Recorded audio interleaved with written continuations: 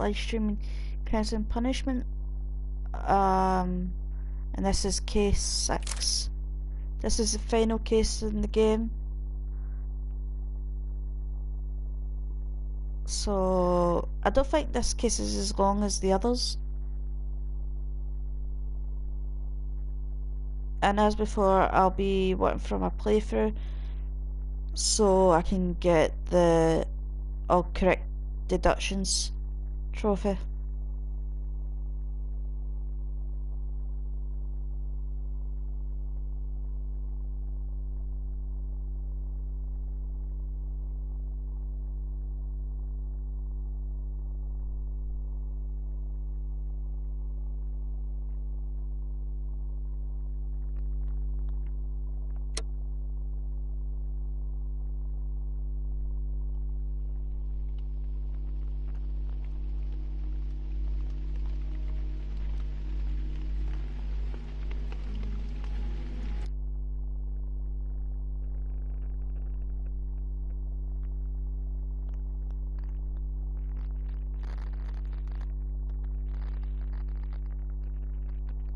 Right, so this is called a half moon block.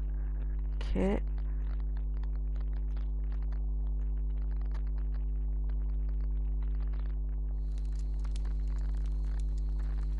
Where are you going, Holmes? Have you been invited somewhere? We have been invited, Watson. We have? Where to? To the Baker Street Irregulars' annual dinner. They sent us an invitation. It is on the table. A dinner? How could those street urchins afford anything like that? I can't understand your interest in them, Holmes. They're dirty. They wouldn't hesitate to steal your wallet. Watson, you should be excited. It is a secret dinner. Its location changes every year. Read the menu. Sounds mouth-watering. All right. We, the secret police of Baker Street, invite you, Sherlock Holmes, and Dr. Watson to our annual dinner. Menu, entree, frozen rat head salad. Is this a joke? Not at all. Pray continue. Main course, sow's udder in Danny Nutcracker's way. Sounds disgusting, Holmes. Hedgehog goulash. Street turnips in homemade juice. And it goes on. I can hear them on the stairs now. Oh, we can't go there. We can't eat that. Watson, you'll hurt the feelings of those poor children. We have to go. Oh, Mr. Holmes. It is fine, Mrs. Hudson. Mr. Holmes! Wiggins, Dr. Watson is getting ready. He will be delighted to join us. You don't look well, my young man. Is there something wrong? Don't tell me the dinner is cancelled. Mr. Holmes is my brother, Leighton. He's in a prison cell. They say he's killed 2 men. You have to help us, Mr. Holmes, because I know he didn't do it. Where is he now? From what I've heard, they took him to the yard, and they gave him a good beating already. You know what they're like. They'll hang him. They won't look any further. Holmes, we have to help him. Well, and forget about the dinner. Wiggins, I'll take the case. You're fantastic, Mr. Holmes. I'll be waiting for you at the crime scene. You'll be there, right? It's on Half Moon Street in Whitechapel. Very well. It was Jack the Ripper that done it.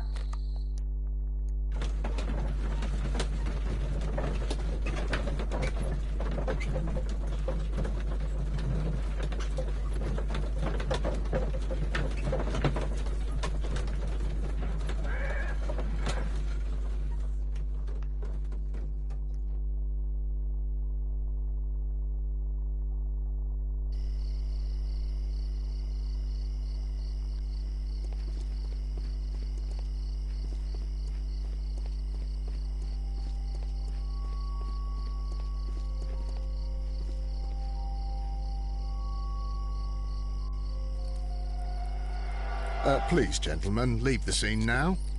Oh, Mr. Holmes, is that you? Good evening, Constable... Constable Marrow. I was here with Inspector Aberline during the Ripper case, Mr. Holmes, back in '88. But then this is nothing like that case. With this one, we've got the murderer, the weapon, and the statements, which speak for themselves. Of course, Marrow. But you know that appearances can sometimes be deceiving. Who were the victims? The two men here, both shot. The stud fellow was Brian Vacotti, a well-known ruffian. The other, Kenneth Butler, a jeweller by trade. You spoke of statements. You have witnesses? Well, I was there, so I gave my own statement. And then there were two other witnesses who said they saw the killer Chapman. Mr. Turner, a gentleman who lives in that flat over there. And Polly Powell, a flower seller, who was over at the far side of the street. So, Constable Marrow, I should be delighted to hear your testimony. I was standing at the north side of Half Moon Street. That was the side that you came from. But you would have been unable to observe this part of the street, where we are standing now. That is correct. But I saw the two victims slowly enter Half Moon Street, and then shortly after, the fireworks started. A few minutes after that, the fellow Chapman rushed towards me and ran into Half Moon Street. Please continue.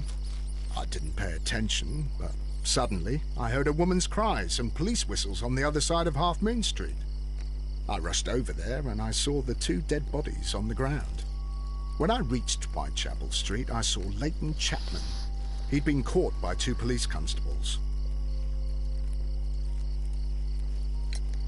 Did you hear the shots? I didn't hear any shots. The fireworks were all over the sky. They were so loud I couldn't hear anything else. What were the fireworks in honor of, Constable? Well, today's Queen Victoria's birthday, Mr. Holmes. Yes, I appear to have lost track of the days.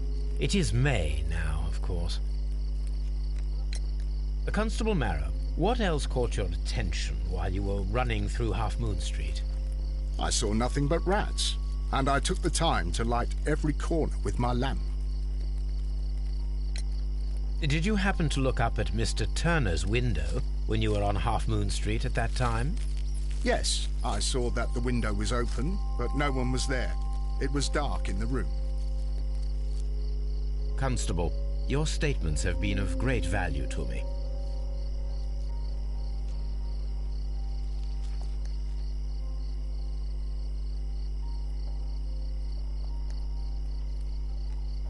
Brian Vacotti suffered greatly. What a terrible way to die.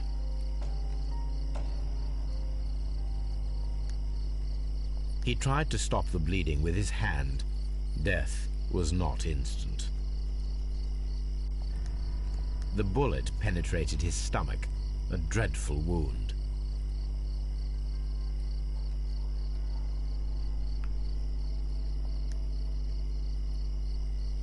A tattoo from Westgate Prison. Vacotti must have done some time there.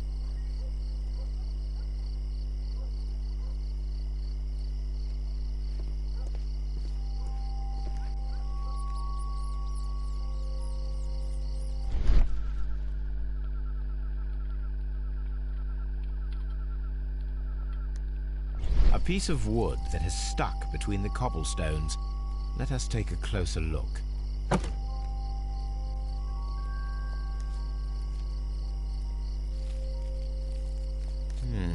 This shard of wood is quite new.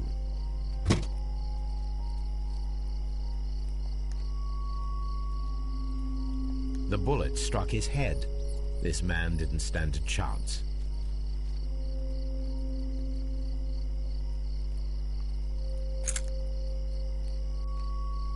This is an ordinary key. I wonder what kind of door it opens.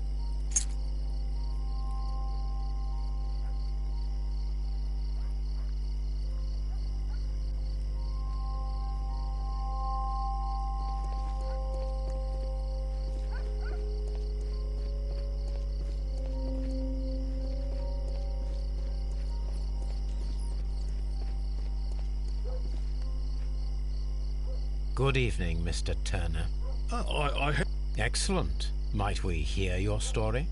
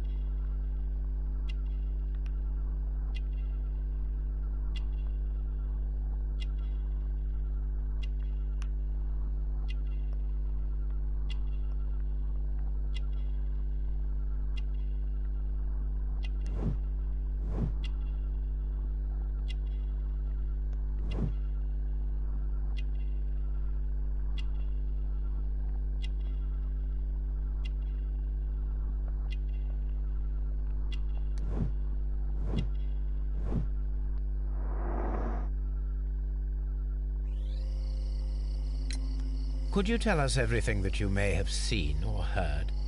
I was already in bed when the fireworks started. A few moments after, I clearly heard 2 gunshots from outside. Please continue.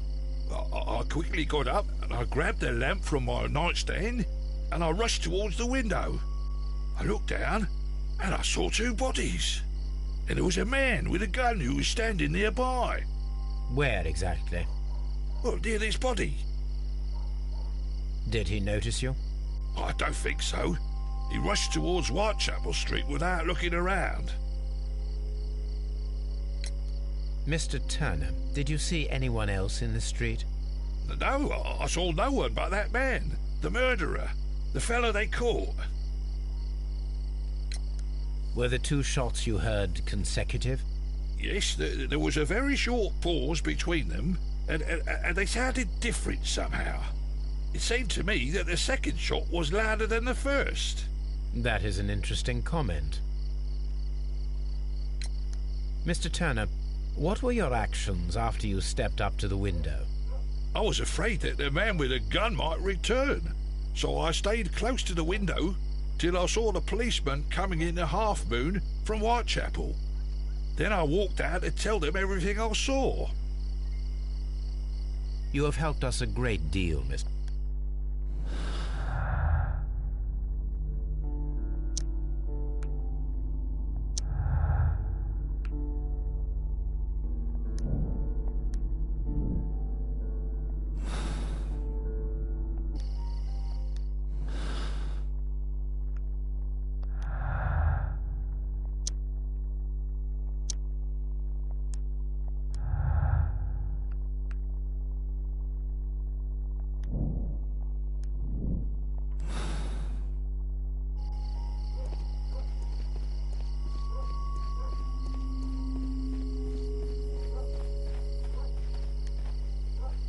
Mrs. Powell? What do you want? My name is Sherlock Holmes. I'm assisting the police with their investigation of the crime that took place this evening. Well, I've already gave my testimony, but very well. Could you tell us everything that you may have seen or heard? Yes. I was selling my flowers as usual, and then the fireworks began, in honour of Queen Victoria. I enjoyed those. But then, all of a sudden, a young lad ran out of Half Moon Street and stopped just by me. He had a gun in his hand. He was like a ghost, and all covered in blood. It was dark, but I could see him, because of the flashes from the fireworks. And then? I screamed as loud as I could. I knew that a policeman should be on duty in the vicinity. He had no time to escape. 2 constables got him. Then another constable came out from the very same street, and I heard him talking of a horrible murder. Mrs. Powell, did you hear the gunshots? I'm not sure. You know, what with the fireworks? Did you see anyone else leaving Half Moon Street, prior to or at the time of the crime? No, sir, I did not. Even with all the fireworks, I was very attentive, as I'm always on the lookout for customers. My thanks to you, Mrs. Powell.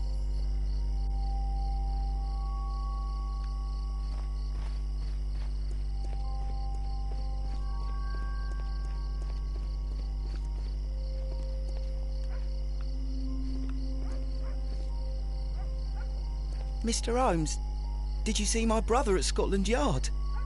Is he all right?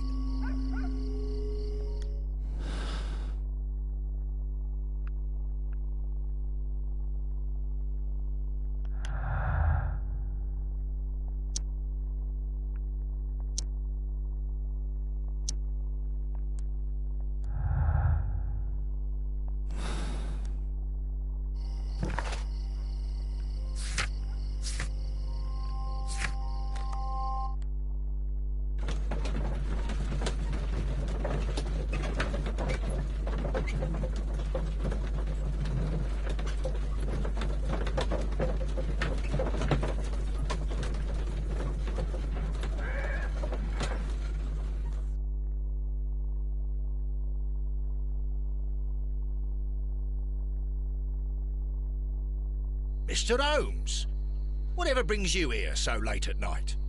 I'm interested in the case of young Leighton Chapman. He was arrested earlier this evening and accused of a double murder. I beg your pardon?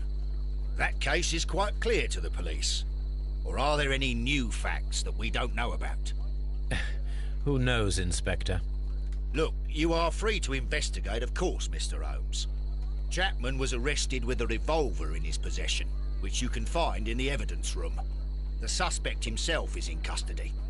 Did you find anything else on his person? A few personal belongings. Nothing particular, Mr. Holmes. Thank you, Lestrade.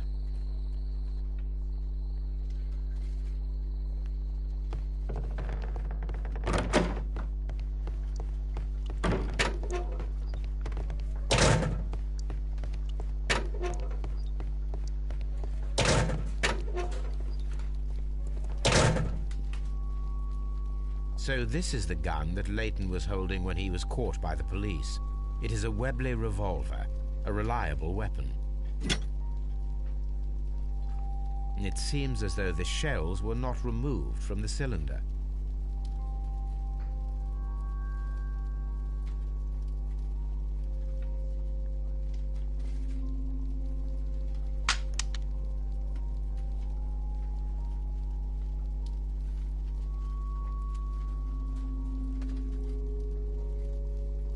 Two out of the 6 shells have been fired.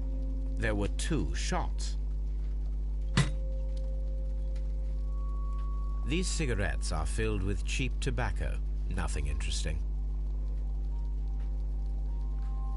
A cheap watch, bought with his own money, no doubt.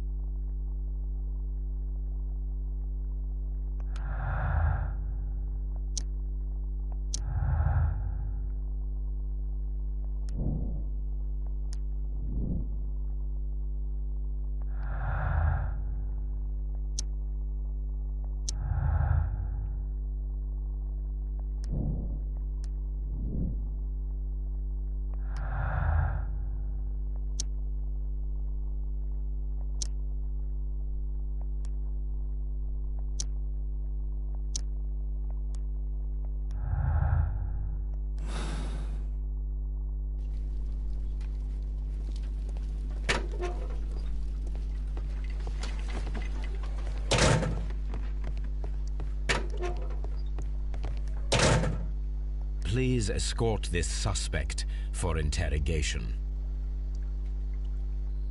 Good evening, Mr. Chapman. Who are you? I've got nothing to say. It's all a mistake. Calm down, Leighton. I have come here to help you. To find out if you truly are innocent, as your younger brother Wiggins has told me. My brother? You know him? Then that means you're... Sherlock Holmes. Oh, blimey. All right, Mr. Holmes. I'll tell you everything.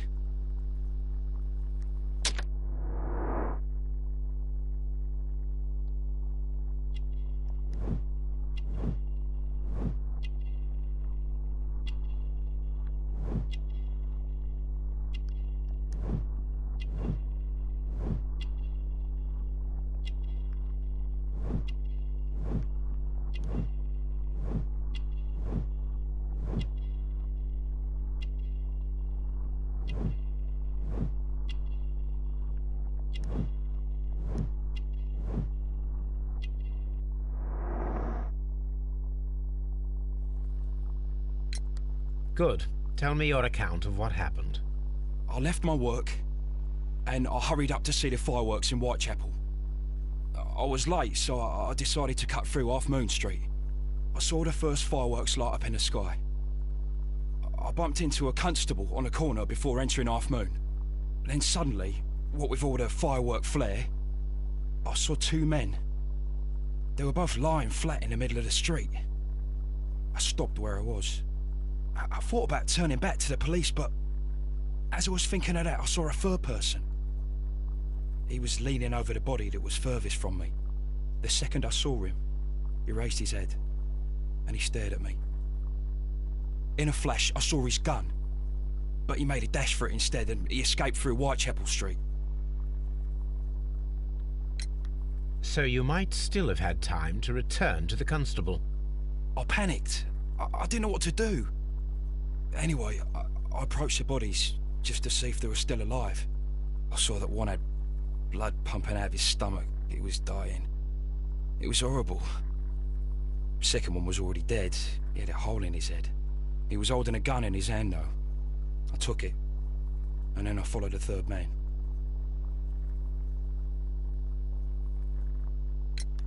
Interesting. Pray, continue. I turned a corner, and I saw the man standing in the middle of the street. He seemed to be in some sort of panic. And then, Mr. Holmes, something strange happened. I told the police and they laughed at what I said, but I swear to you, my words are true. I started running towards him. But then I was blinded by a flash. It was so bright that I hardly saw anything for a good dozen seconds. But I kept running forward. As I arrived in Whitechapel, I heard a woman screaming. And then I was caught by the police. But there wasn't a trace of that man. Of course, then they found a gun and all that blood. I couldn't see the murderer escaping and all that mess. Perhaps I was still half-blinded at that moment.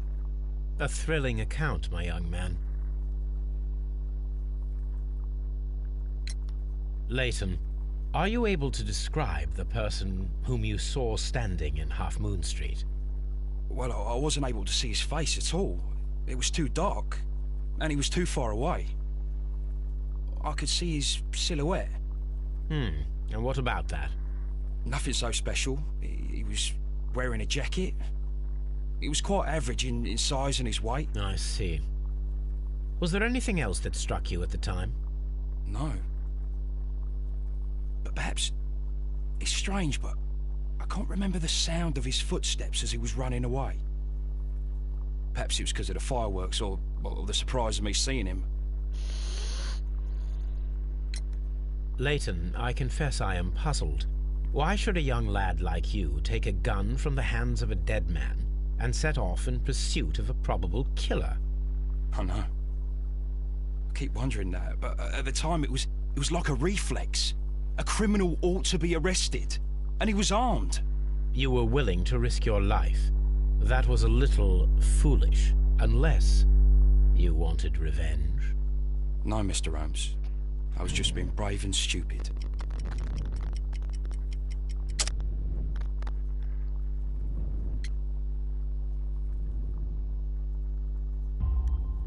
I'm sure that you were, but I believe that you may have recognized one of the victims, Brian Vercotti. You knew that gentleman well, did you not? However could you know that? You have a typical tattoo of the Westgate Brotherhood upon your hand. I observed exactly the same mark upon Mr. Vercotti. You came to know him from your sharing a past prison sentence. Am I correct, Mr. Chapman? Oh, God. You're right, Mr. Holmes. Would you tell me a little about Brian Vercotti? We were convicted for a robbery. Once in prison, both of us joined one of these fraternities. During that year, we tried to help each other out, you know? You were quite young then, I believe. Yes, Mr. Holmes, we were. We'd only stolen a pound of meat. After we were released, and when I saw what my little brother had become, I decided to work towards living an honest life. And Vercotti? He had a hard time. His sister had died in a Whitechapel dispensary while he was in prison. He had no family anymore. Our paths split. He fell back into crime. So you lost him? Yes. And for around 2 years, I heard no news of him at all.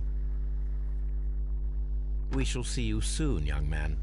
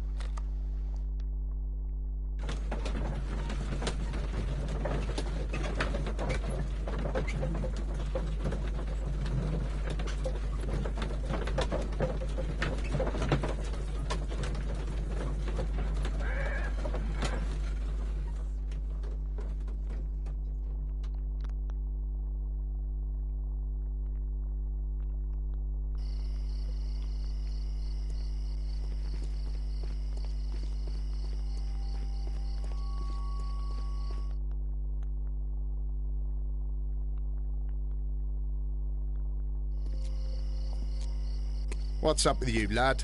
What are you waiting for? I'm waiting for my brother to be released. Your brother? The one that you caught, beat up and imprisoned. Ah, the murderer. He ain't killed no one, copper. Watch your mouth, lad, else you'll be joining that worthless brother of yours.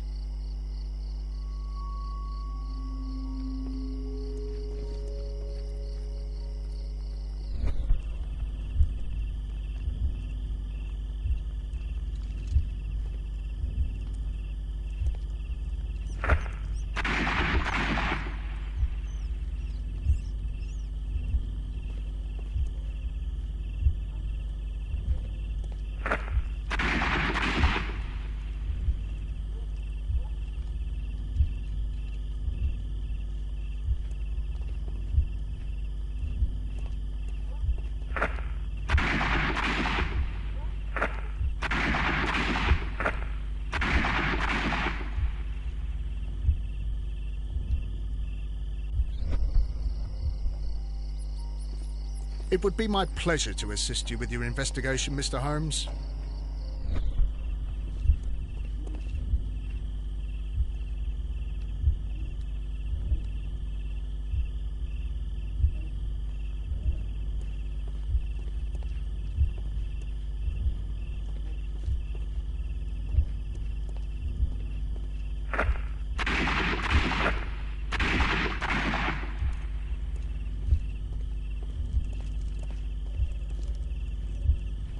A fairly long pole with a forked end.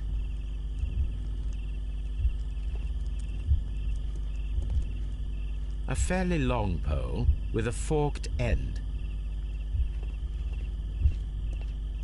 I am unable to see any higher. I need to find something to lift my lamp.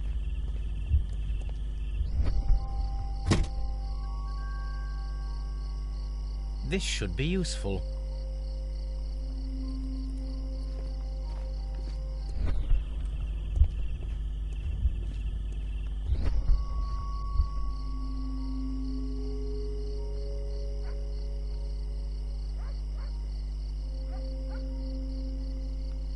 This is most definitely a bullet hole. The brick cracks are fresh. Watson, there was a third shot fired in this street.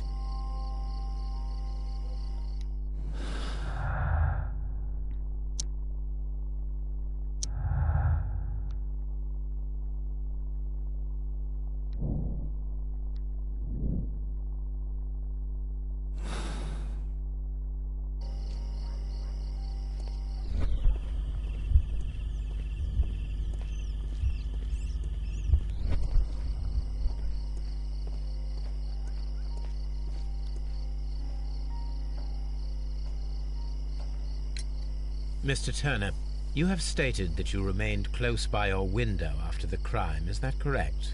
Oh, yes, Mr. Holmes. I stayed at my window until the policeman arrived to examine the dead bodies.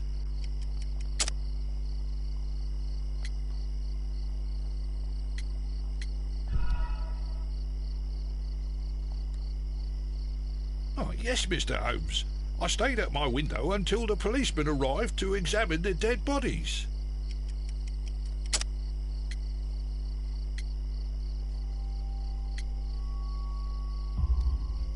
That is very interesting, Mr. Turner. Constable Marrow stated that he did not see anyone at the window when he was running through Half Moon Street. Well, I think Constable Marrow and me, we might have been distracted by the whistles and shouts coming from Whitechapel. We could have missed each other somehow. You understand what I mean? It was a bit of a stressful moment, to tell you the truth, sir. Allow me to form my own theories, Mr. Turner. Would you mind showing me the view that you had from your window?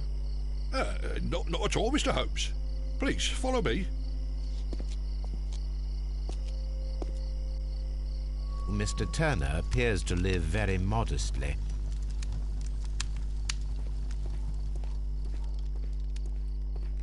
Anything else you would like to know, Mr. Holmes? So, that's the view Mr. Turner had when he opened the window. Brian Vercotti's contorted corpse. The dead body of Kenneth Butler. Mr. Turner had a perfect view of the crime scene. He saw the bodies clearly, and Leighton Chapman standing over them.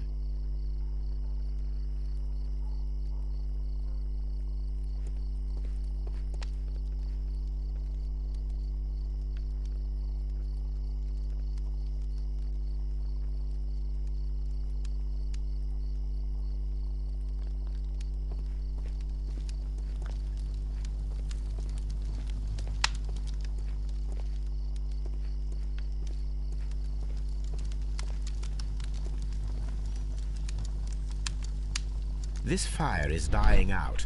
It was last tended to over an hour ago.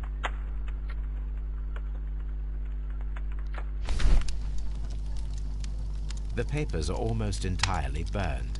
I am unable to see what's written here.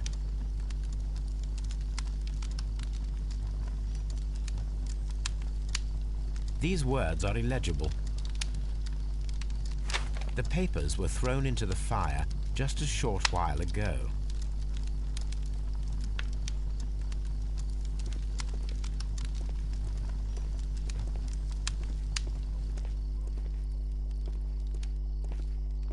Mr. Turner was roused from his bed by the sound of gunshots.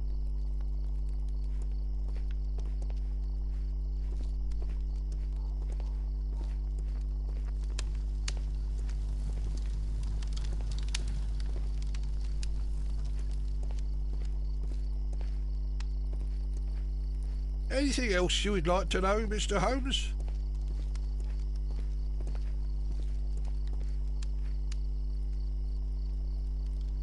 This kitchen knife is quite sharp.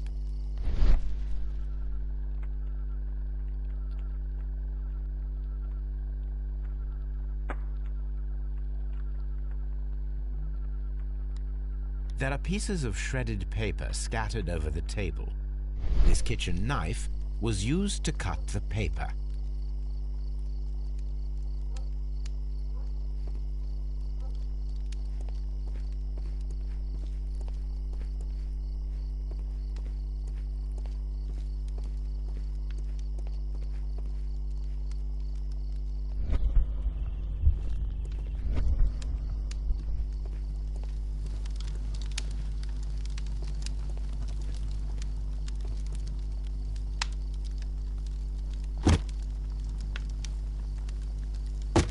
A perfect match.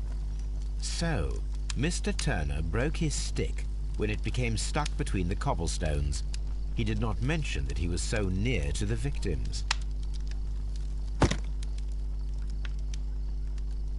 The books on this shelf are in a mess. It looks as though Mr. Turner was trying to find something in a hurry here a short while ago.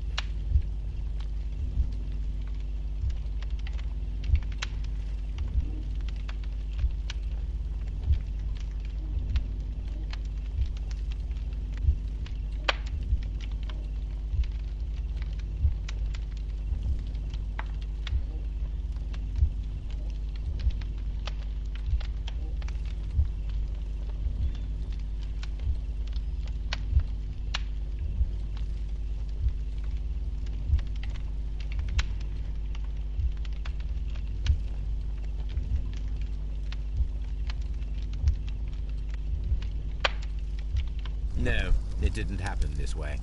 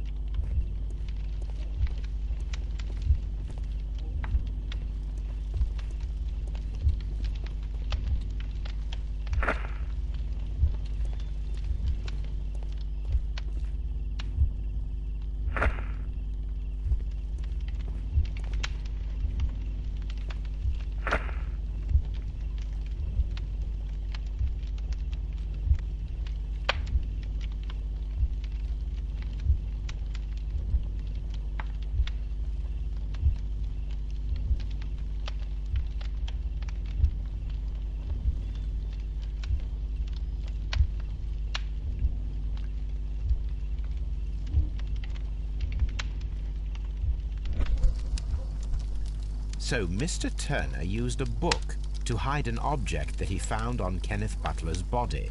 The question is, what did he find?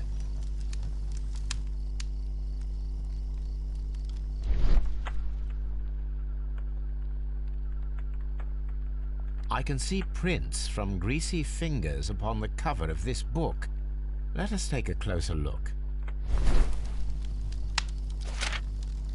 Well now, what a find! A precious jewel, concealed inside a book. A bracelet with a unique ram's head design, a distinctive feature of ancient Grecian artifacts, probably of the Hellenistic era.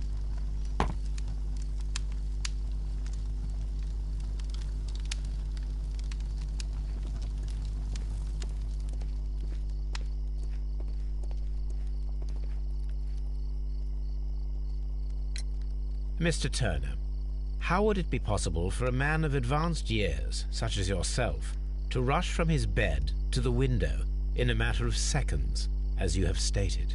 Well, I'm able to move very quickly, despite my age, and when the situation requires it, Mr. Holmes.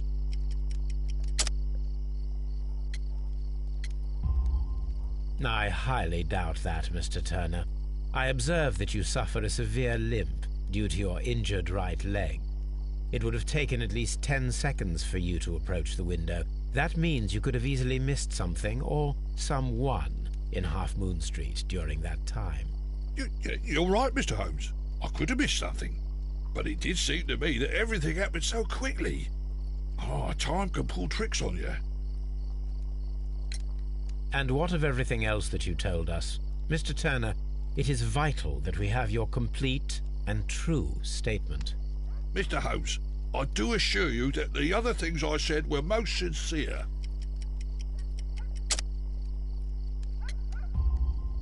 Mr. Turner, you were not sincere with me. Not then, and not now. But Mr. Holmes... This, Mr. Turner, does not look like anything that a poor man might possess. It is worth more than the home that you live in. I can explain. No, merely correct me if I am wrong. You saw Leighton Chapman through the window, but you also noticed a glittering object on the ground, this precious jewel. You walked down and took the bracelet from the body of Kenneth Butler, and when you heard the whistles, you hurried away. That broke your walking stick. It caught fast between the cobbles. Constable Marrow was unable to see you in the window as you were climbing up the stairs on your way back to your flat. Upon returning home, you hid the precious jewel inside a book. Mr. Holmes, please don't send me to prison. I didn't do anything bad. I'm just a poor man. When I chanced upon the bracelet, I saw it as an opportunity to make a little money. I was desperate. I only took the bracelet, that's all, I swear. You made a mistake by lying to me. But you are not a criminal. I believe that. Although I must return this bracelet to its rightful owner.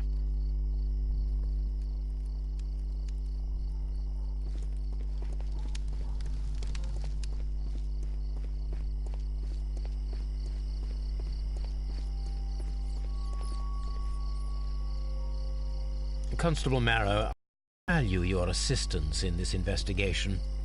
It would be my pleasure, Mr. Holmes. I would like to make sure that there are no places in Half Moon Street where a man could hide while you were running through it with your lamp. All right, Mr. Holmes, what should I do? Take your lamp and start walking, just as you did before, and try to find me. Understood.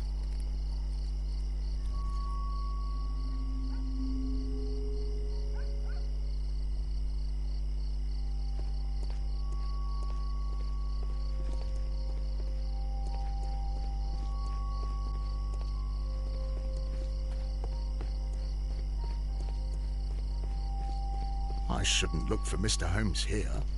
He's hiding in Half Moon Street.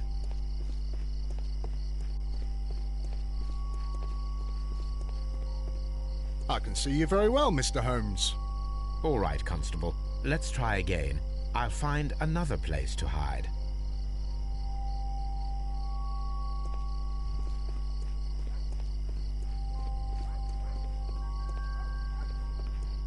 Here you are, Mr. Holmes. All right, Constable. Let's try again. I'll find another place to hide.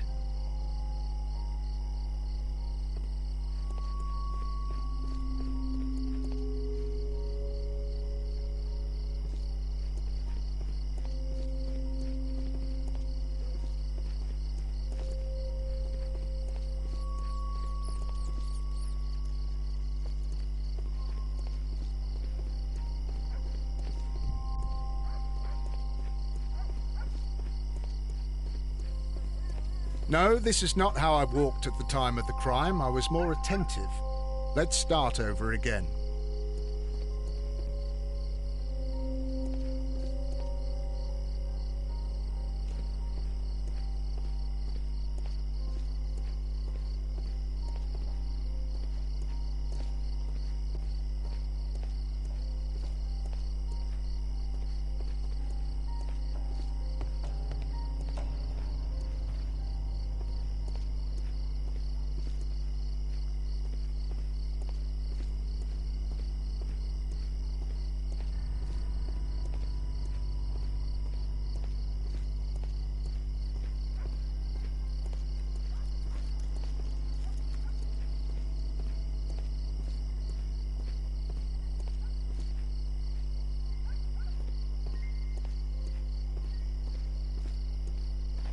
Mr. Holmes, it wasn't difficult to find you at all. It is obvious now. No one could escape Constable Marrow's lamp while hiding in the street.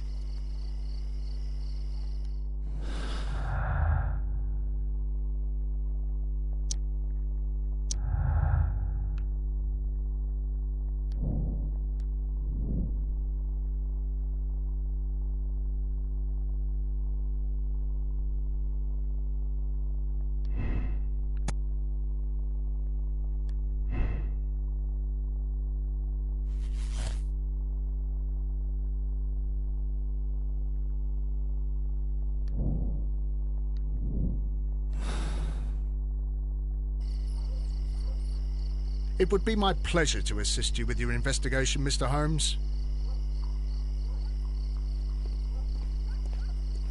I'm always wondering what's on your mind, Holmes. I'll do anything to save my brother, Mr. Holmes.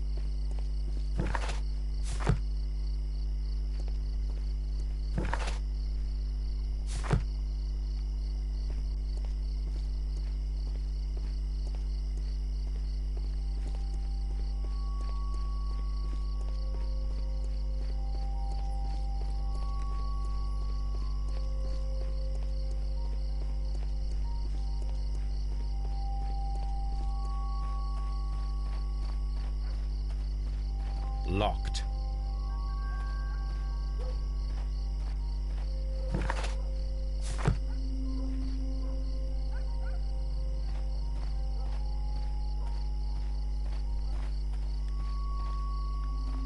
Locked.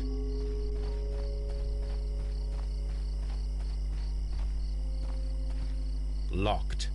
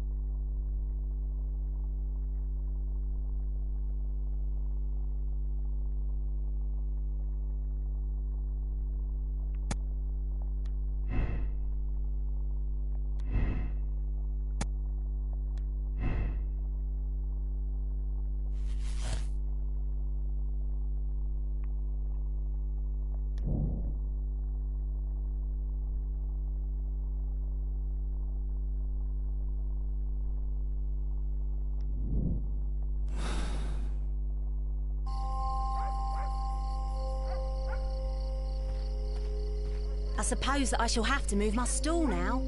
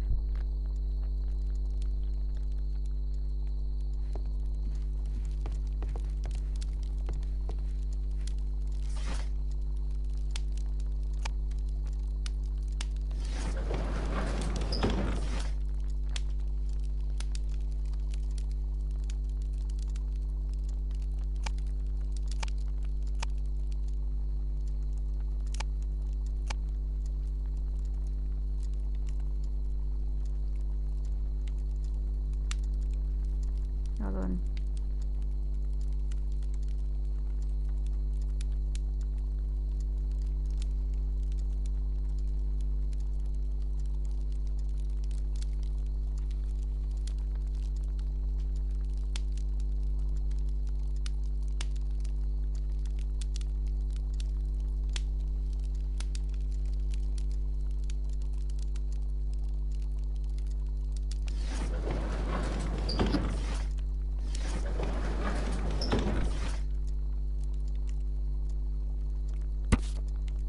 Here it is. I need to continue my research in my archives.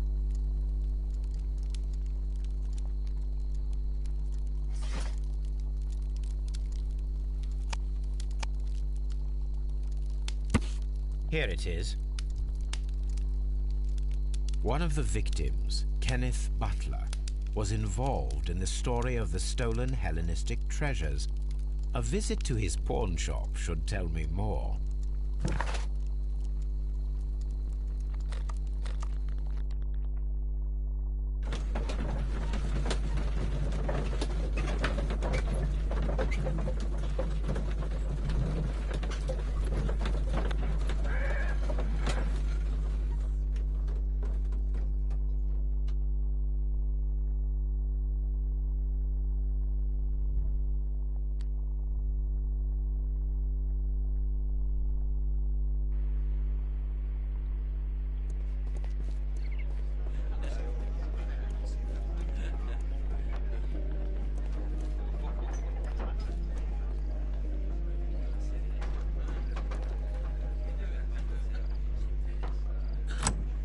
Mr. Butler's...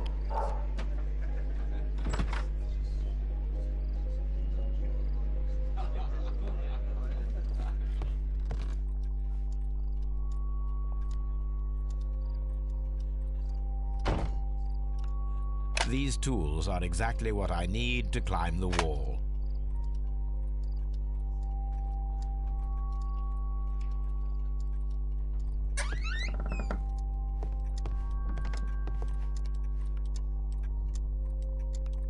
This is exactly what we need in order to imitate the flash of the fireworks.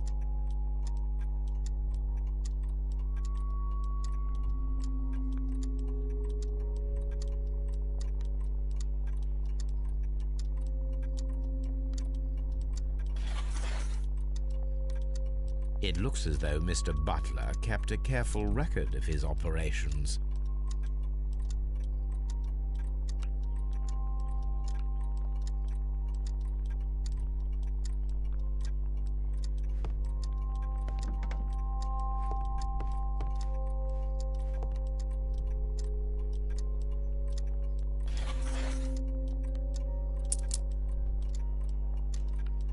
The ram's heads.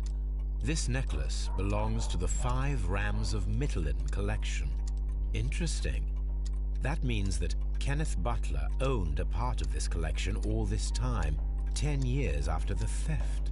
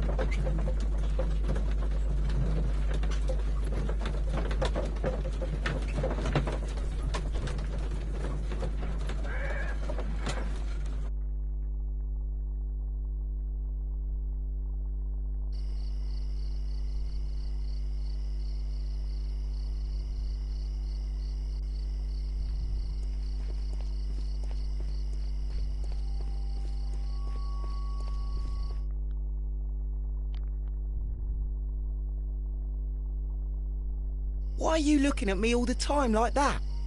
I'm just watching you, lad. I never know what to expect from people like you. People like me? Yes, street beggars and thieves. I ain't a thief. Oh no? Then where did you get whatever it is that you're gnawing on? I very much doubt that you bought it. What ain't seen can't hardly be stolen.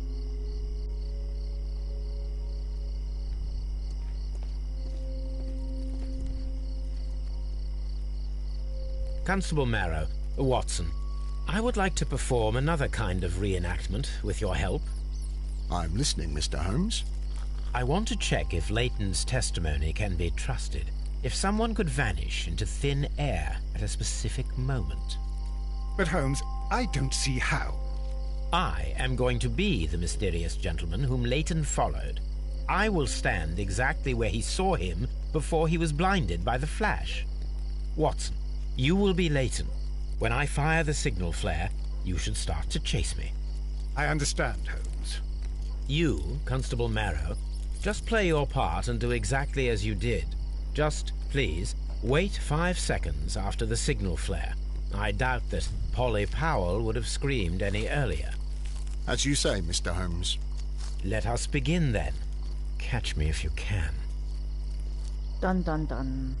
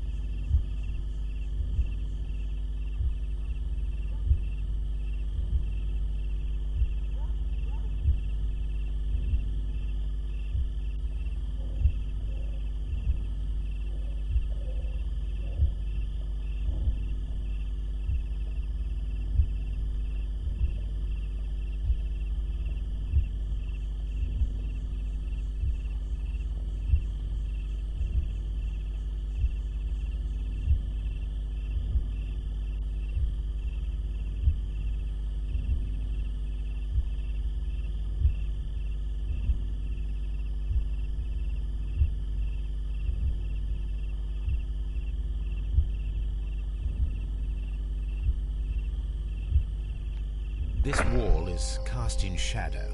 It would be difficult to see anyone scaling it.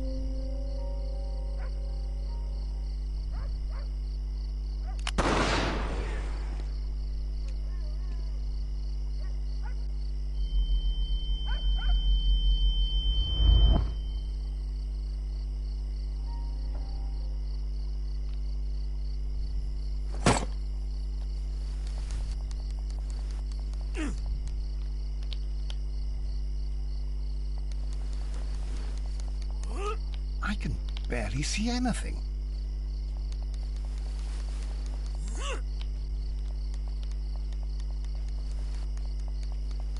Holmes? Are you there?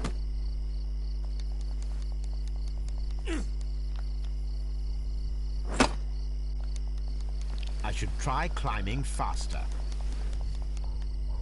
Right, I know what I'm doing there.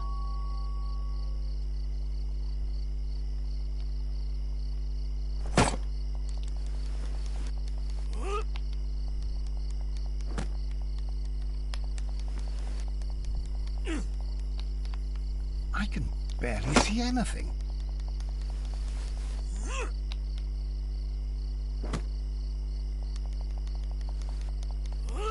Holmes? Are you there?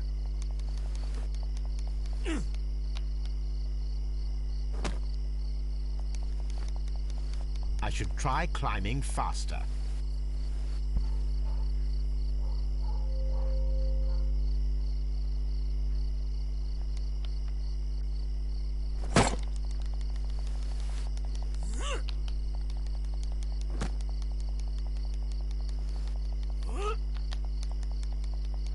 I can barely see anything.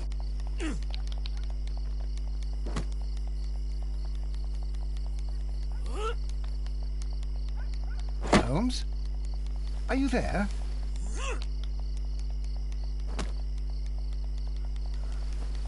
Where is he? My God, a man can't just disappear like that. Holmes? Holmes? Where are you? I cannot see you, Mr. Holmes. Dr. Watson, it seems that Mr. Holmes has disappeared. Don't worry, gentlemen. I am up here, above your heads. How on earth did you get up there, Holmes? I am using crampons and a climbing axe, although the person we are looking for did not leave any traces of such tools. Constable, is there any way to get to the top of this building? Yes, Mr. Holmes, I can show you. The door to the building can be found from Whitechapel Street. Gentlemen, I am on my way down.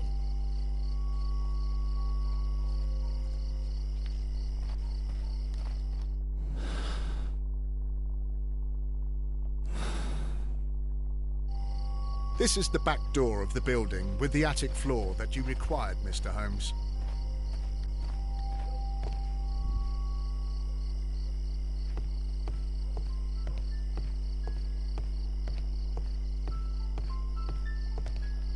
These shards of glass are from the window above.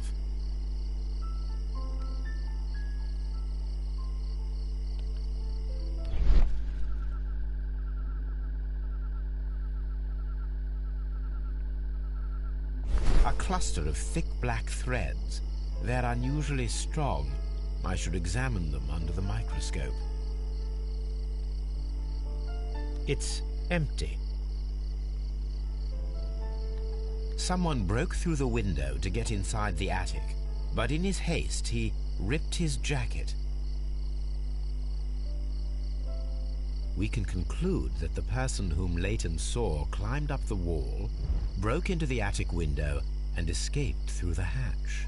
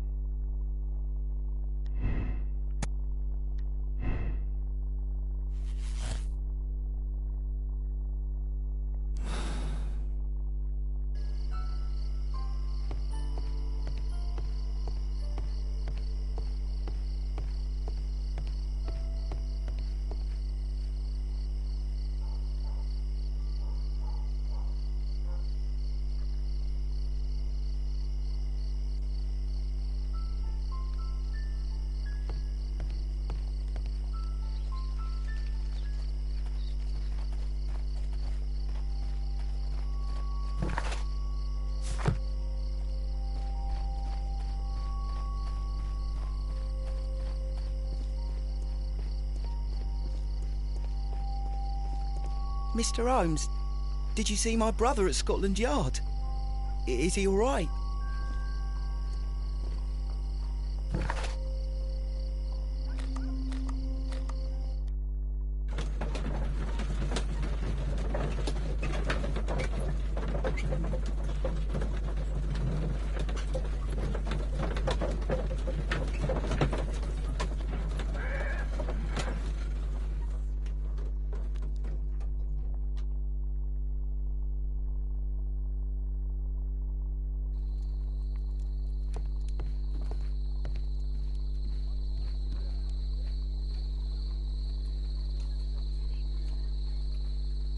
Let us take a closer look.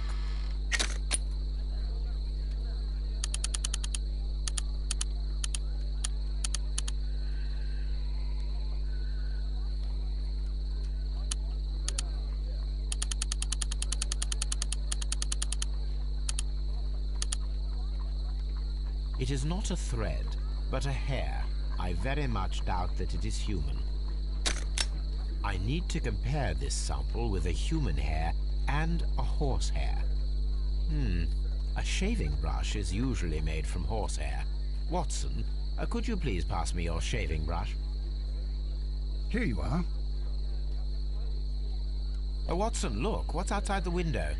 Well, I don't see anything. Ouch! Holmes! Oh, don't make such a fuss. One little hair.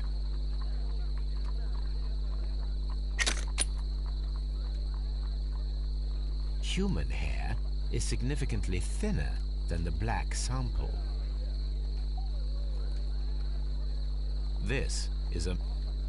The horsehair is thinner than the hair that we found. So, this black hair belongs to an animal, and it is larger than a horse. A hair from a large and exotic animal.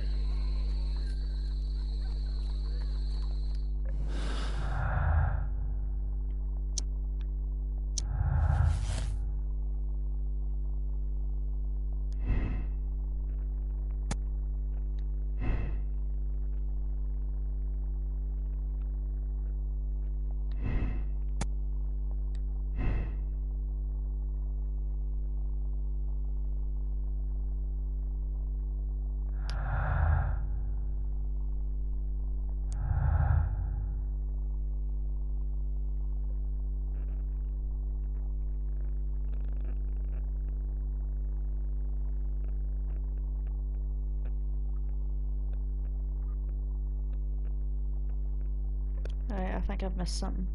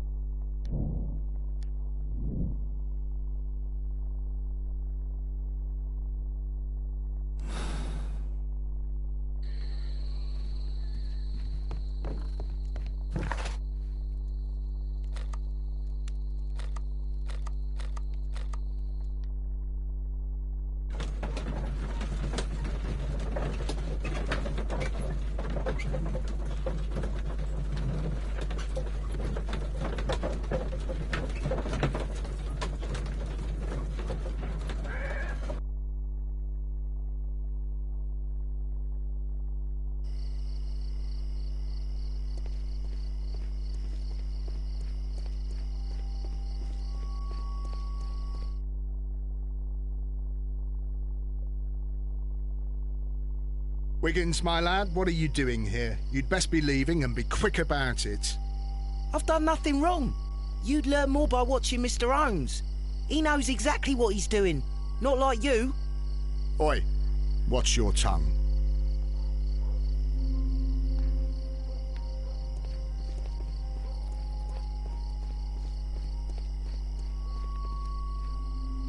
Mr. Holmes? We have good news for you, Wiggins. The investigation has proven very interesting so far. We found facts and details that confirm your brother's innocence. I knew it, Mr. Holmes. But for now, Wiggins, we need your help. Anything you like, Gov. I need you to locate a circus that has stopped over in London. It needs to have disposed of at least one exotic animal, a very large one. You can count on me, Mr. Holmes.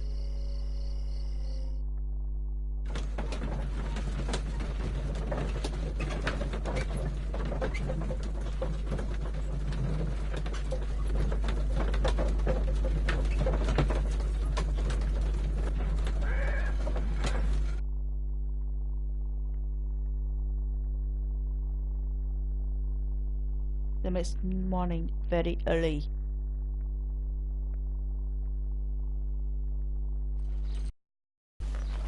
I do hope that those children don't get into trouble, Holmes. Don't worry, Watson. I predict some news in 7 seconds. Mr. Holmes, we found it. Here it is. And this is a young Indian elephant, the highlight of the show. Duval Brothers, a well-known traveling circus that is currently stopped in London. I believe that is exactly the type of circus we are looking for. I'll pay it a visit.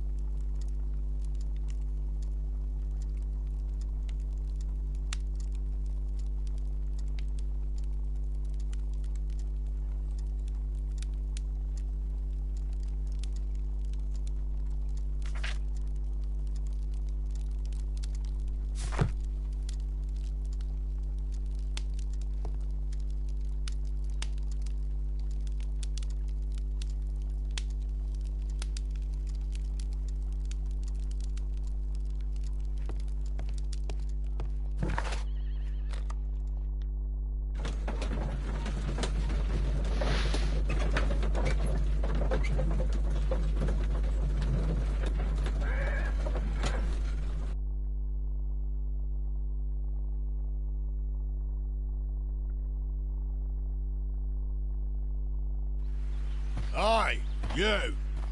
Stop right there. Good morning, sir. Pardon me, but why am I not allowed to walk around here? Because it's private. Well, I only wanted to meet the artistes. Hmm? You're wanting to apply for... Nah. You don't look like the type of, artistic lockpicker that we're looking for. You might be surprised. What? Nah. I don't think so. Clear off.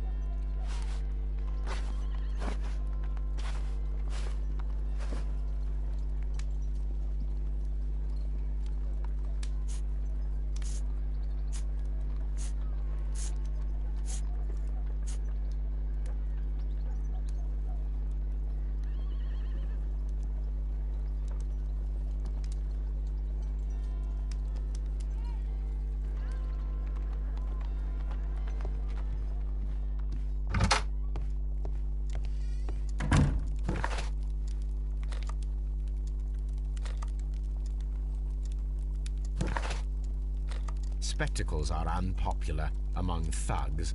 I don't want to arouse suspicion.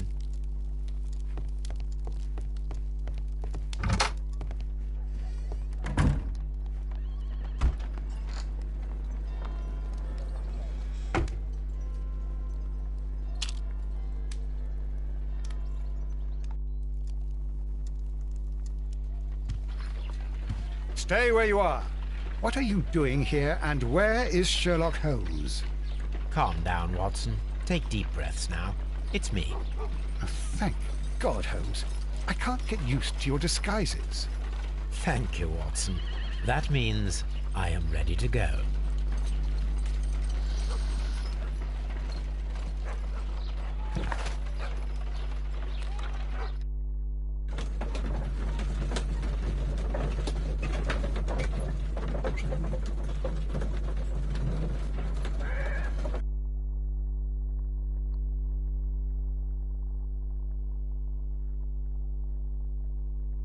Who are you? What's your name? My name is Nigel. I'm here to open the locks. Talented, eh? Let's see. Go inside the marquee and show yourself to Charles Foley. And I'd highly advise you not to trick him. Got that? I've got it.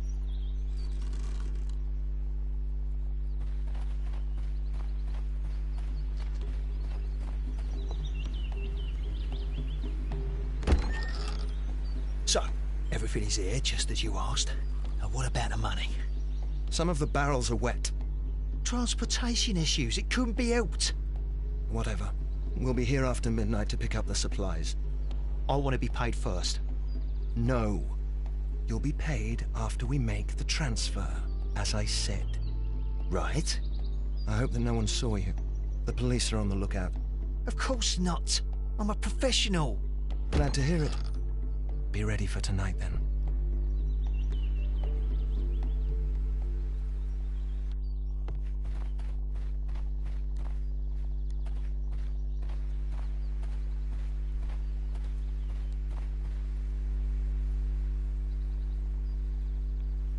This printing press is old, but still quite capable of printing hundreds of pages per day.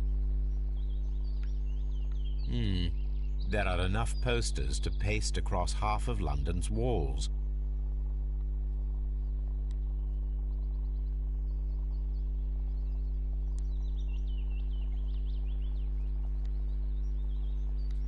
That's a picture of a contemporary gentleman wearing a Robin Hood hat. Interesting. From lambs into lions. Those are words of encouragement and defiance. This poster was clearly made to fire up rebellion amongst the people.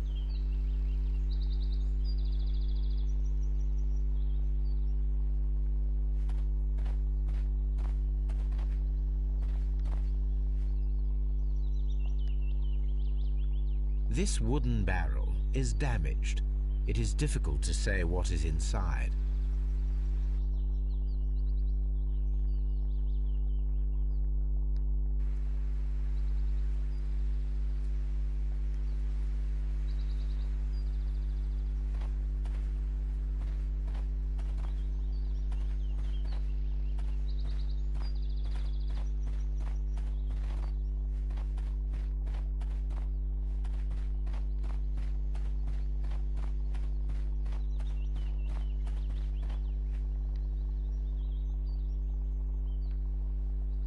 The barrels are roughly clustered.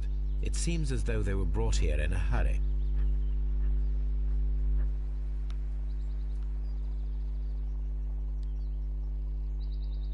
This wooden barrel.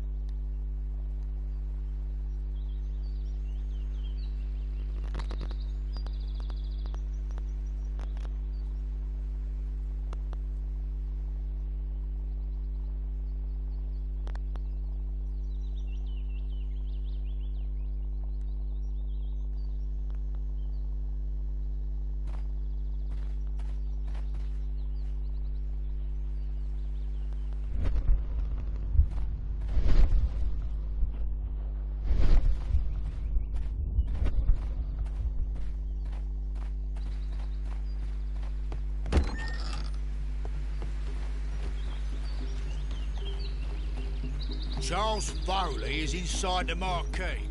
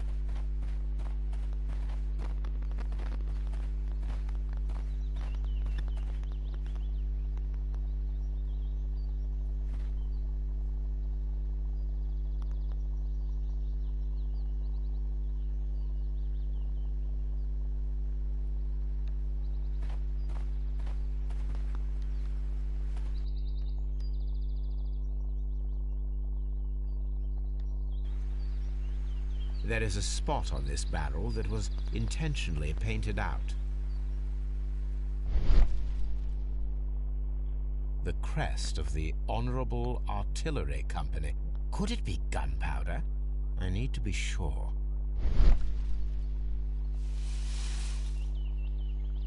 Judging by the fractions and the scent, I can confirm that it is, in fact, gunpowder.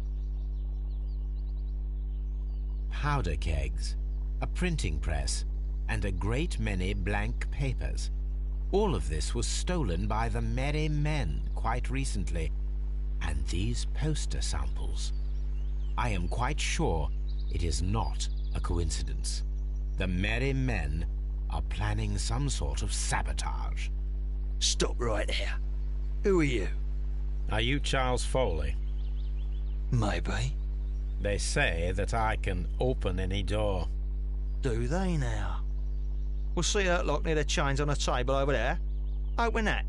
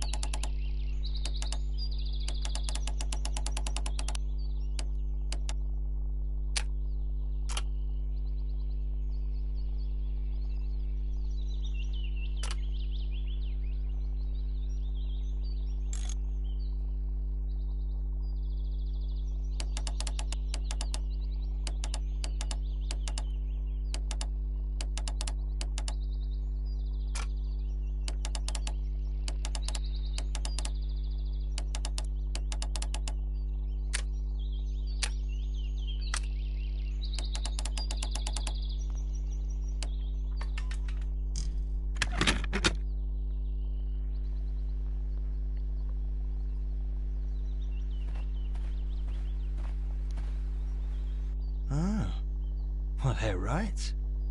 What's your name? Nigel Shirley, from York. Nigel from York. Never heard anything about you. How'd you hear about me?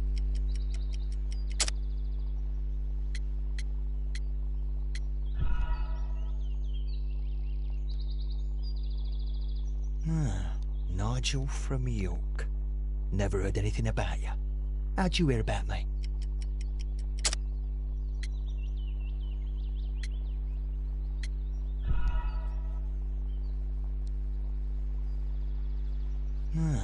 Nigel from York. Never heard anything about you. How'd you hear about me?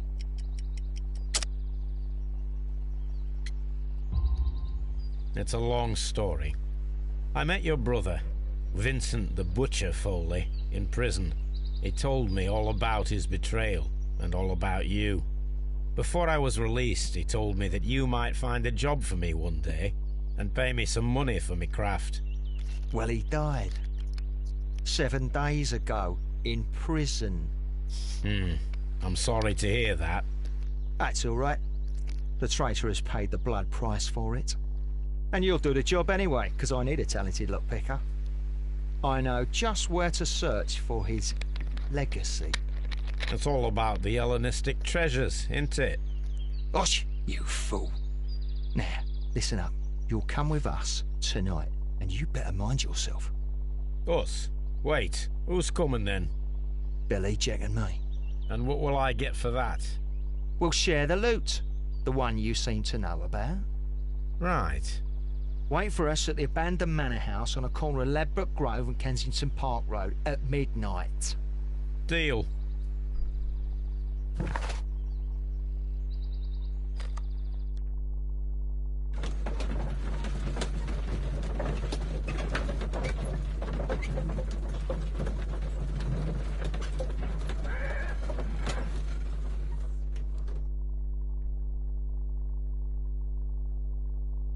Here I am at the manor. Somewhere inside it are the Hellenistic treasures. This lock is quite old. It shouldn't be much of a challenge.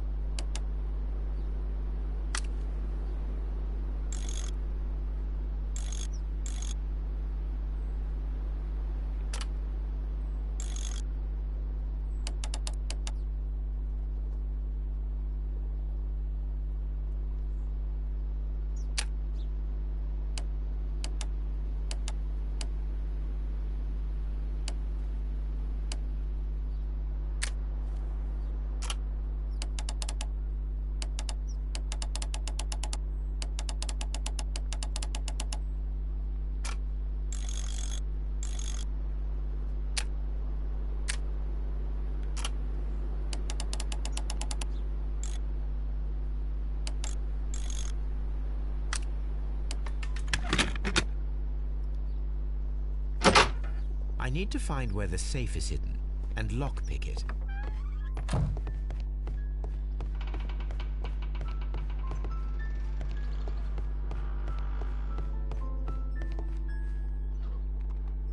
This cupboard is an absolute mess. Several books have fallen from the shelves. It seems as though this cupboard can be moved. I'll give it a try.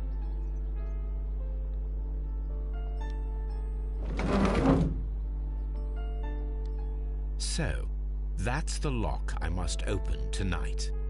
Let me see.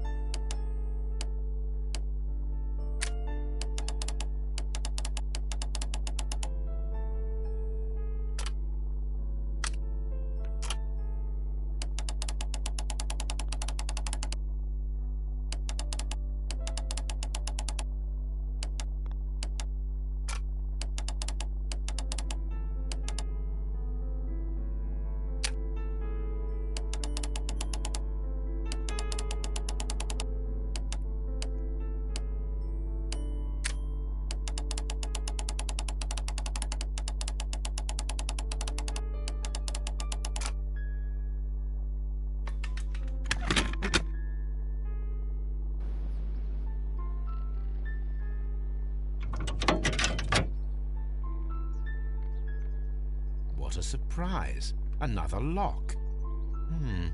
And I won't be able to pick it. I recall that precious key around Foley's neck. It might prove a decent fit. I suppose they hired me to only open the first lock. Let us wait for the thieves, trap them, and find out. Let us check the thieves' possible escape routes in the event that they are caught off guard by the police from the front door.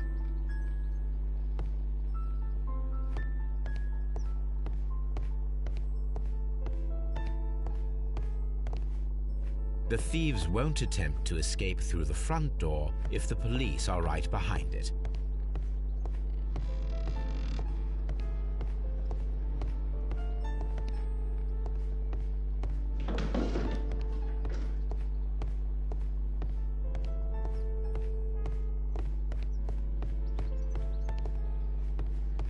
Although this window is high above the ground, it would be possible for one of the thieves to attempt to use it for their escape.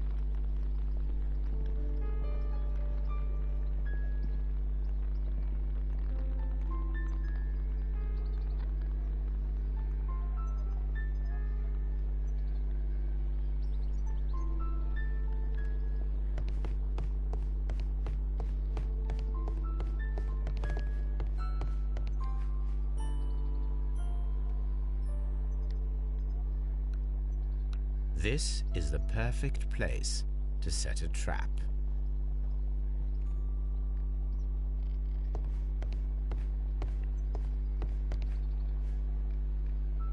This should be useful.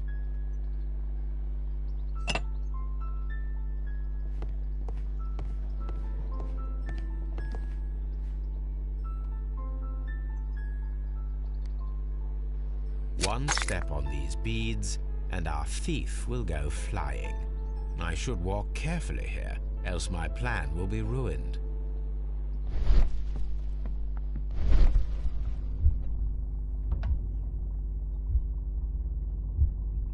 Any thief who finds his way upstairs will roll down very quickly.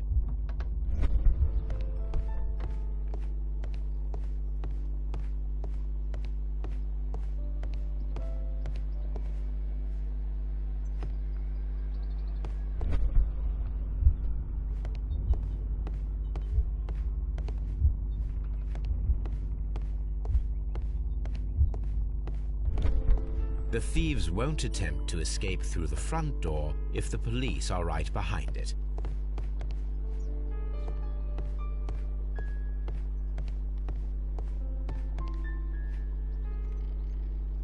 What a surprise! I recall...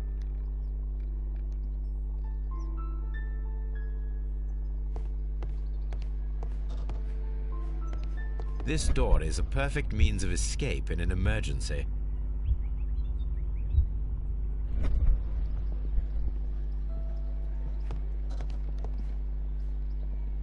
This door leads to a kitchen, which holds the shortest route to the back door.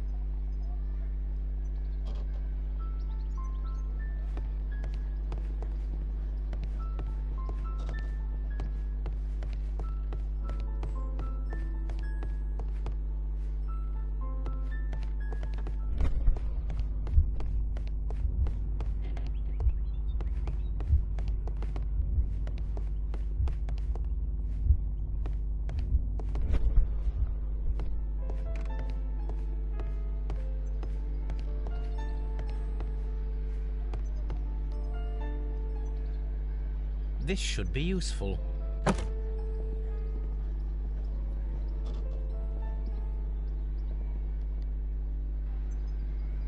A solid rope.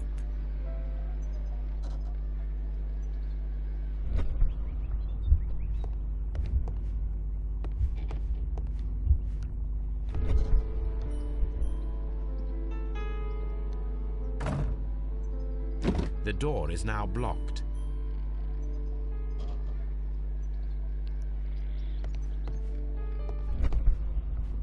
Hey guys, don't forget to leave a like, share, subscribe, follow me on Twitter at Cyphyxia.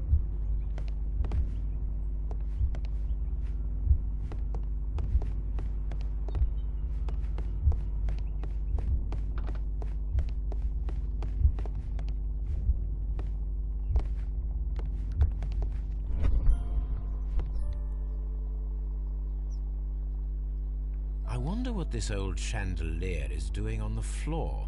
It looks as though it was poorly attached. I suppose that the thieves already tried to open the lock with this formidable hammer, but they were unsuccessful.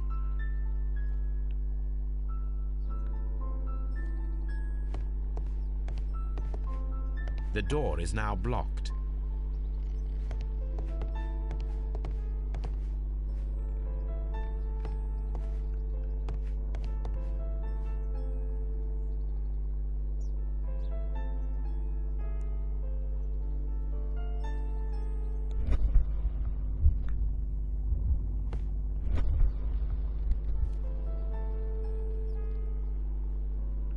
I suppose that the thieves...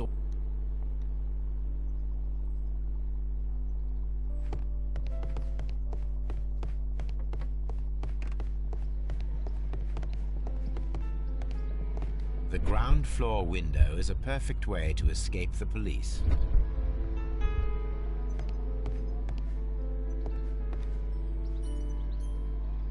This hatch leads to a cellar.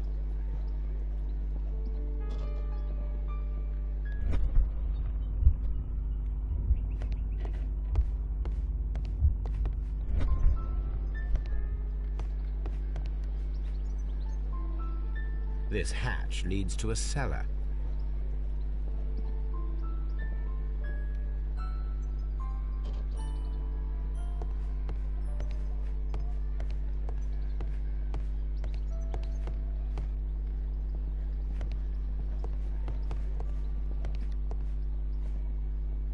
This works very well. No one will escape through this window now.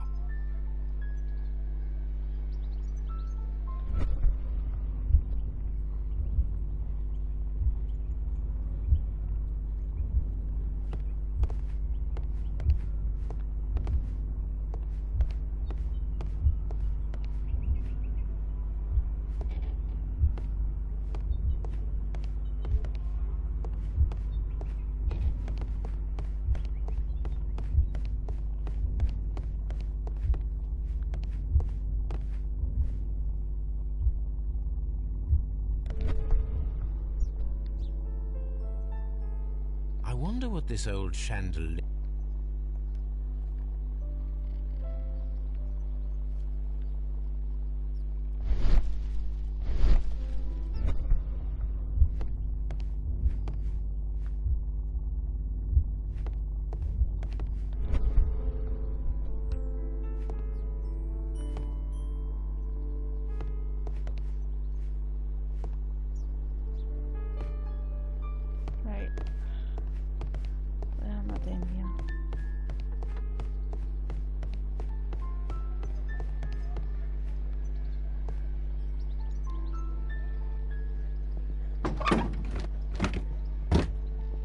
There is no ladder.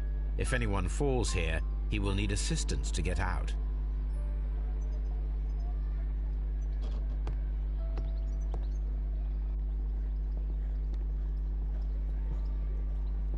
This hatch leads to a cellar. Yeah, she still have the rope. Where the hell did I put the rope?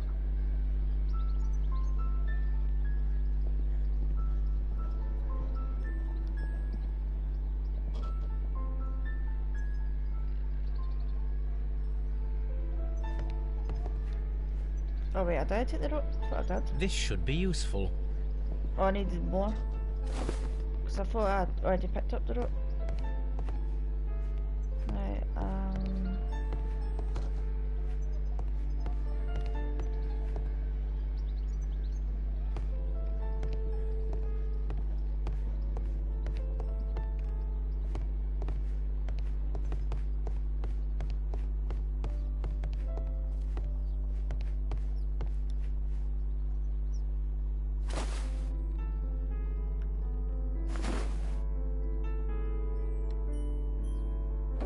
If anyone takes the hammer, the rope will uncoil and make the chandelier fall.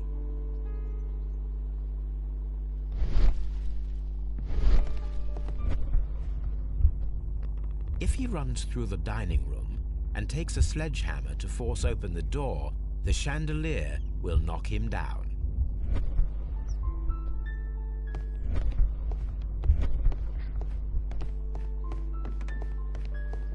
right. I just need something to cover up this.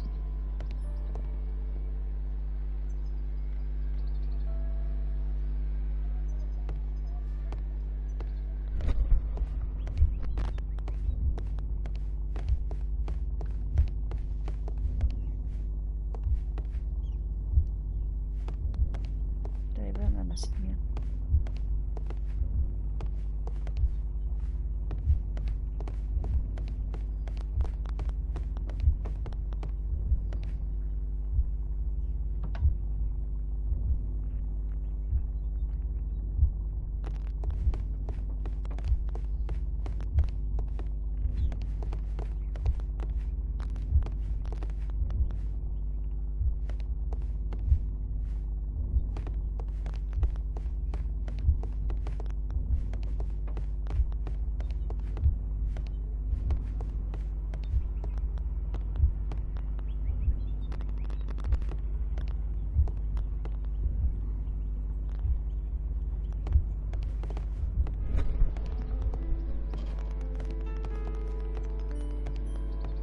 Oh, this is so annoying.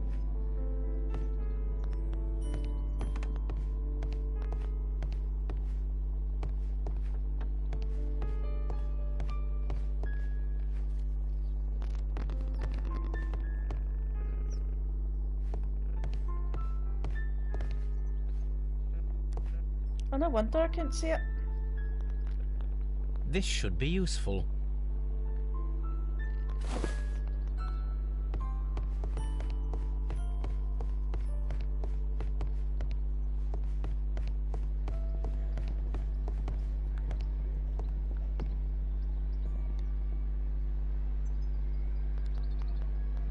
Now, it's not an open hatch, just a nice carpet on the floor. I should walk carefully here, else my plan will be ruined. Home Alone style Sherlock Holmes. Now, if a thief runs through the kitchen, he'll pay a surprise visit to the cellar. The traps for my circus companions are all prepared. I can leave now, but I'll return later with Charles Foley and his companions.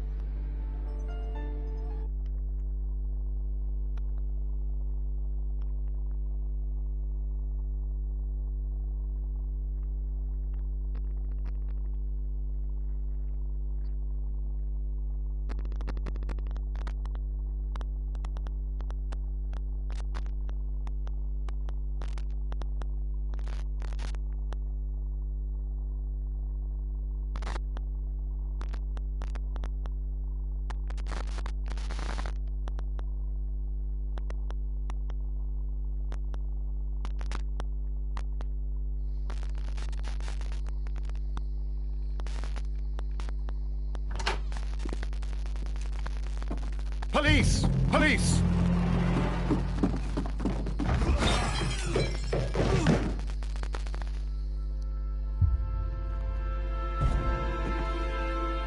Haha. Stop where you are! Where are Watson. they? Trapped, Watson, with your assistance. How so? You sounded just like a real Bobby, my dear fellow. You startled them into the traps. I did? What? I assure you, Watson, it was quite an entertaining show. They will not escape the house now. You scum! And this is the pistol used for the murder in Half Moon Street. How'd you know about that? Have you closed the case yet, Sherlock? Mycroft, what are you doing here? Did you follow me? Sherlock, it may seem that I used you, but you should be pleased to know that you have served our Queen well, in this instance. So now, let us catch the big fish. But this man is not one of the merry men? No. Then why exactly are we here, Sherlock? This gentleman, Charles Foley, has been involved in a double murder, and the hunter of a set of valuable antiques, the Hellenistic treasures, which disappeared in a theft many years ago. You're no better than the coppers.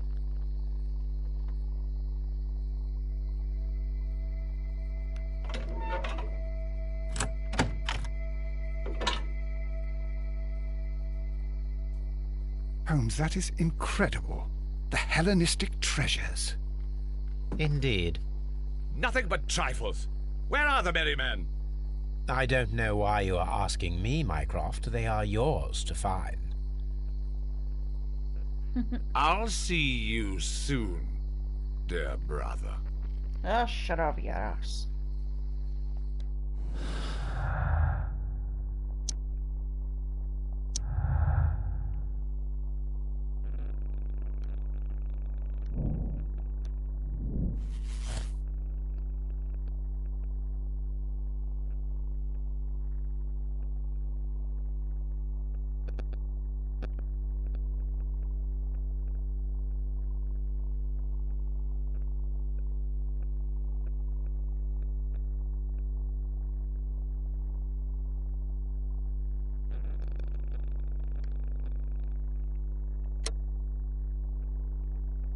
Let's condemn him.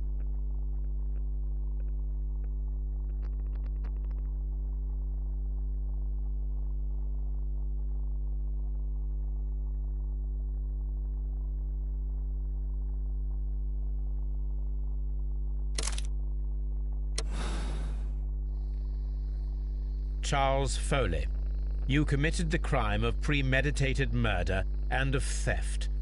You will be severely punished for your deeds. You are pitiful, you Scotland Yard dog. Save your words for the gallows. I'm sure the journalists will love them. I shall leave now, Watson. Gentlemen, please take our friends here into custody. Where are you going? I have unfinished business. I'll see you at Baker Street.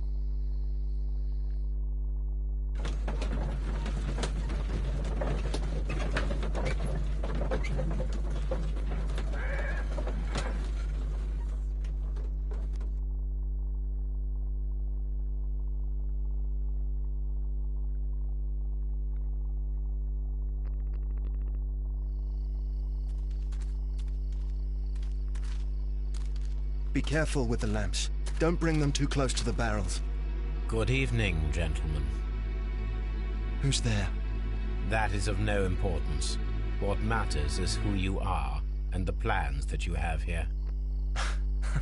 So you can stop us from carrying them out? Eventually, yes. Hey, careful. You'll blow us all up. I'm listening. We are a group known as the Merry Men. But I suppose you knew that already.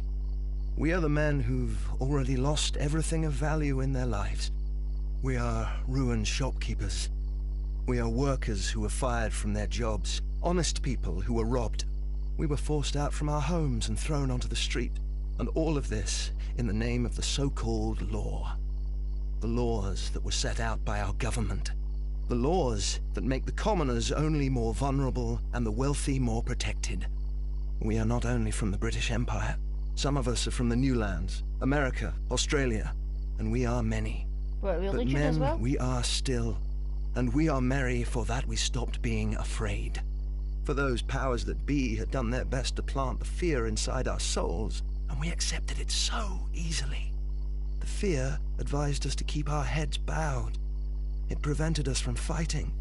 Bankers and politicians, they own our lives, our work, our bread, and they push us to compete between each other, just to see who may serve them better. But in the end, they are the few, so they are weak. They are nothing without their titles. We should not fear them. Our so-called masters should fear us instead. The time has come for our group to stand tall. Our great and many merry men. We are going to blow up the London Stock Exchange. No lives shall be lost. But ownerships, debts, and property titles? They shall all be destroyed. They're only papers, after all. So many people will be freed over this night. That is a radical step to take. What result do you truly expect? Chaos. But soon people will understand that they are free, and that they don't belong to anyone. They will be able to work for themselves, together, without letting the rulers dictate what to do, and finally justice will arise. What you are intending to do is a crime. It is not justice. How do you see justice, then? Kids go to prison for a loaf of dry bread. And how many lords do you see punished for stealing from their people? Sending them to their deaths in mines, or overseas to fight for land? Our masters wouldn't hear us. So now it's time to sing the song of the merry men.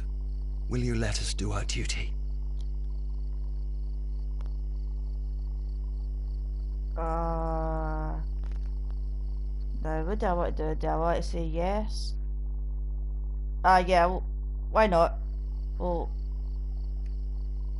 fuck you, Mycroft. When the law serves only the few, it can no longer be trusted. Every man is equal, and he has a right to choose his own way. And I shall not stop you. Yeah, fuck Mycroft.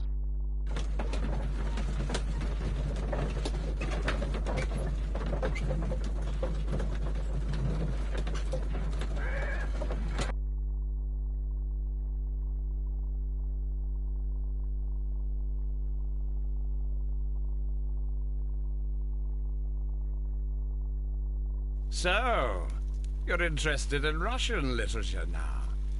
Quite, lately. It is an interesting book. I remember a few lines. Really? I tried reading it myself, but I had a hard time understanding it. Yes, Doctor. It's about intelligence. Sherlock, I vaguely recall one of the lines. Sometimes it takes something more than intelligence to act intelligently. There were also a few words along the lines of, pain and suffering are always inevitable for a large intelligence and a deep heart. Tell me, Doctor, does my brother show any signs of pain or suffering? Oh, when you're Not around. that I know of. Because you see, Doctor, behind all of his masquerade, my brother does possess a deep heart.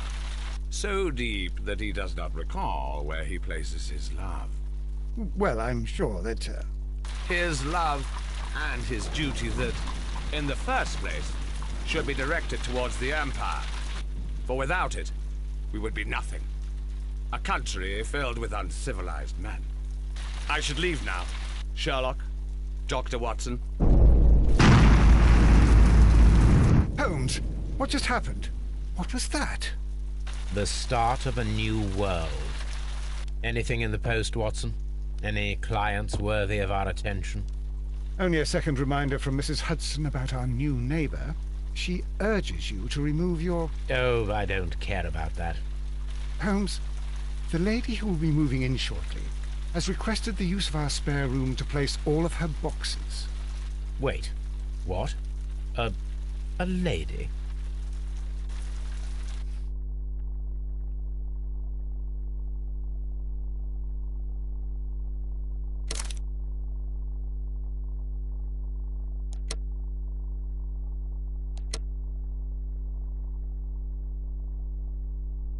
Yes, I got my trophy that I've been wanting hard for.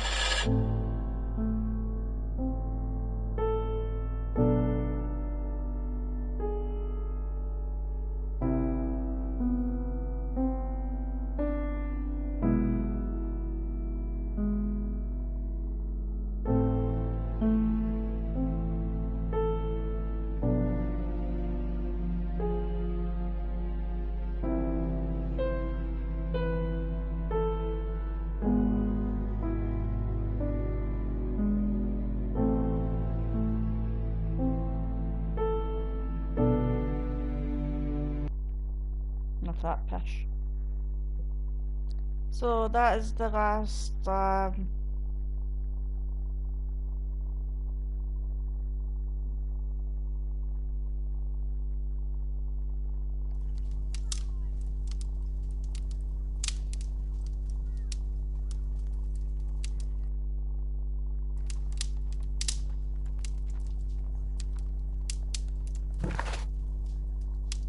so that's that.